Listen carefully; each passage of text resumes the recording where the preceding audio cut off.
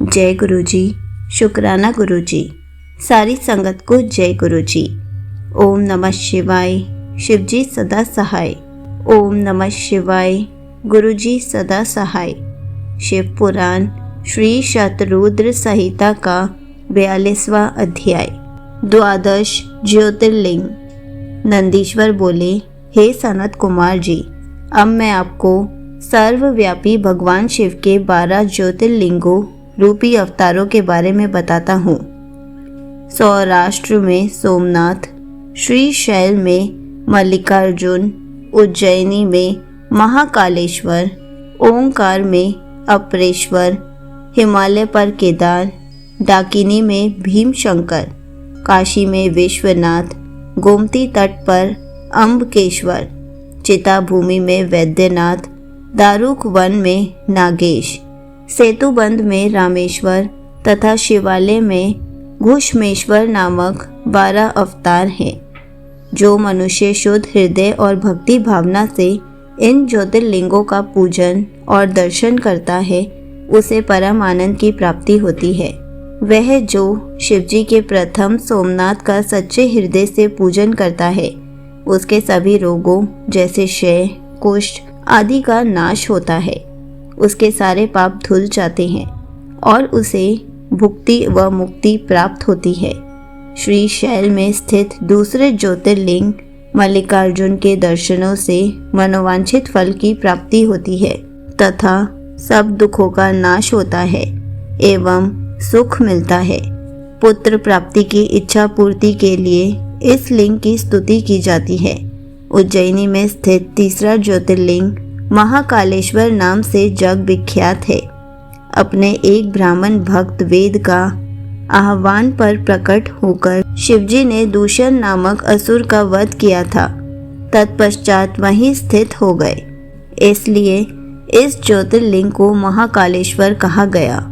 इसके दर्शनों से मनुष्य की सारी कामनाएं पूरी होती हैं। चौथा ओंकार नामक ज्योतिर्लिंग है। विंध्यगिरि ने भक्ति भाव से विधि पूर्वक पार्थिव लिंग स्थापित किया।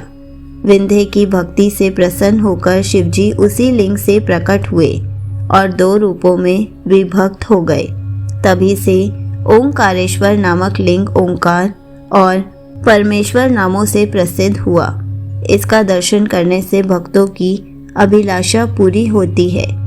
भगवान शिव के 5वें अवतार के रूप में केदार स्थित केदारेश्वर ज्योतिर्लिंग है। वहाँ श्री हरि के नर नारायण अवतार की प्रार्थना पर वे वहाँ विराजे। उनका यह अवतार समस्त अभिष्टों को प्रदान करने वाला है। शिवजी के 6ठे अवतार का नाम भीमनायक नाम के असुर को मारने के कारण भीमशंकर है। भीम को मारकर शिवजी ने कामरूप देश के राजा सुदक्षिण की रक्षा की थी और उन्हीं की प्रार्थना पर वे डाकिनी में स्थित हो गए। शिवजी का यह अवतार ब्रह्मांड को भोग और मोक्ष देने वाला है। शिवजी का 7वां विश्वेश्वर नामक अवतार काशी में हुआ। इस अवतार की आराधना ब्रह्मा, विष्णु, भैरव सहित सभी देवता करते हैं। इसको पूजने अथवा इसका नाम जपने वाले मनुष्य कर्म बंधन से छूटकर मोक्ष के भागी होते हैं। चंद्रशेखर भगवान शिव का 8वां अवतार त्र्यंबक नाम से सुविख्यात है और गोमती नदी के किनारे गौतम ऋषि की प्रार्थना और कामना से हुआ है। इस ज्योतिर्लिंग के दर्शन और स्पर्श से सब कामनाएं पूर्ण होती हैं और मृत्यु पश्चात मुक्ति मिलती है। पवित्र पावनी गंगा गौतम ऋषि के स्नेहवश गौतमी के नाम से प्रवाहित हुई। 9वां वैद्यमान अवतार शिवजी ने धारण किया। अनेक लीलाएं करने वाले त्रिलोकीनाथ भगवान शिव रावण के लिए आविर्भूत हुए और चीता भूमि में ज्योतिर्लिंग रूप में स्थित होकर वैद्यनाथेश्वर नाम से प्रसिद्ध हुए। उनके दर्शनों से भोग और मोक्ष की प्राप्ति होती है। भगवान शिव का 10वां नागेश्वर अवतार अयोध्या में हुआ। इस अवतार में शिवजी ने दारुक नामक असुर को मारकर अपने एक वैश्य भक्त सुप्रिय की रक्षा की थी। शिवजी ने इस लिंग का दर्शन और पूजन करने से महापातकों का समूह नष्ट हो जाता है। देवादिदेव महादेव जी का 11वां अवतार सेतुबंध में रामेश्वरावतार कहलाता है। सीता जी को वापस लाने के लिए लंका जाते समय समुद्र तट पर श्री रामचंद्र ने इस लिंग को स्थापित कर भगवान शिव की आराधना अर्चना की थी। उनकी प्रार्थना पर शिव जी इस ज्योतिर्लिंग में स्थित हुए। रामेश्वर लिंग को गंगा जल से स्नान कराने वाले मनुष्य को जीवन के बंधनों से मुक्ति मिल जाती है, उसे परम दिव्य ज्ञान की प्राप्ति होती है। यह ज्योतिर्लिंग भोग तथा मुक्ति प्रदान करने वाला है।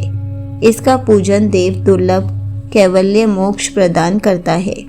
इसी प्रकार शिव जी का घुश्मेश्वर नामक 12वां अवतार हुआ, जिसमें उन्होंने अपने प्रिय भक्त घुश्मा को आनंद दिया। दक्षिण दिशा में देवलोक के निकट शिवजी सरोवर में प्रकट हुए। घुश्मा ने अपने पुत्र को पुनर्जीवित करने हेतु शिवजी की तपस्या की।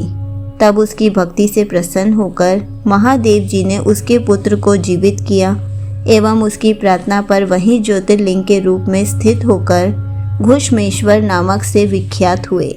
इस शिवलिंग का भक्ति पूर्वक पूजन करने से मनुष्य इस लोक में सुखों को भोग कर अंत में मोक्ष प्राप्त करता है। हे महामुने, इस प्रकार मैंने त्रिलोकीनाथ देवादिदेव शिवजी के 12 दिव्य ज्योतिर्लिंगों का वर्णन आपसे किया।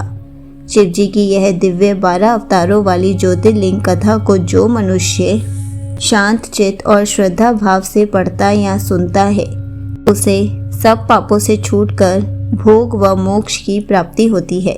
यह 100 अवतारों की शतरुद्र नामक संहिता सब कामनाओं को पूरा करने वाली है। इस कथा को मन लगाकर पढ़ने या सुनने से सभी लालसाएं और कामनाएं पूरी हो जाती हैं और सांसारिक बंधनों से मुक्ति मिल जाती है।